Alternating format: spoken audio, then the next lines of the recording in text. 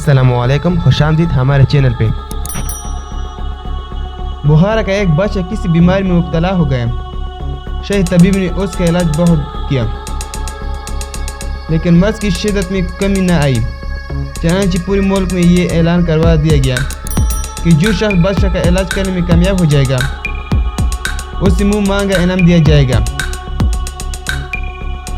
उस ऐलान पर भी बहुत से अतबा आए और बच्चा का इलाज मुआवजा किया, लेकिन किसी को कामयाबी न हुई। आखिर एक रोज़ 17 साल एक नौजवान शाही दरबार में हाजिर हुआ और बादशाह का इलाज करने की ख्वाहिश जाहिर की। मुसाहिबीन और रोज बादशाह ने हज़रत ताजुब कहा, मियाँ अभी तुम बहुत छोटे हो। यहाँ बड़े बड़े हुक्मा आए लेकिन नाकाम लौटे। ये सुनकर वो लड़का बोला, मैं तो बस इतना जानता हूँ कि कोई मर्ज ला इलाज नहीं है। ये सुनकर उसे बादशाह का इलाज करने की इजाज़त मिल गई। इधर इलाज शुरू हुआ, उधर बादशाह के मर्ज में रोज़ बरोज़ कमी आना शुरू हो गई। ये चंद ही रोज़ बादशाह बिल्कुल तंदुरुस्त हुआ और सेहत पा लेने के सबब उसकी होश की कोई इंतहा न रही।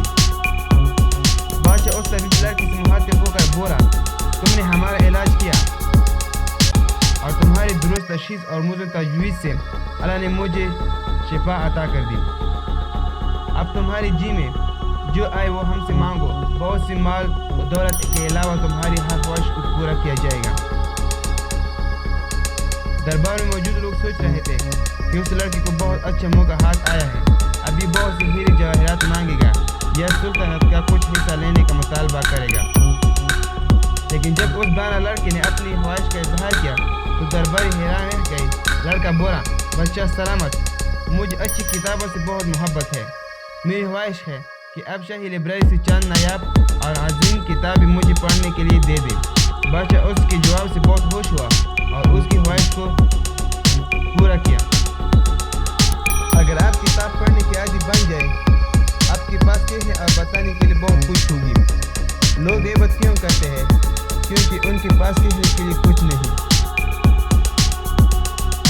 आपको ये अच्छी लगी तो प्लीज़ चैनल को सब्सक्राइब करें और अपने दोस्तों के साथ ये वीडियो ज़रूर शेयर करें।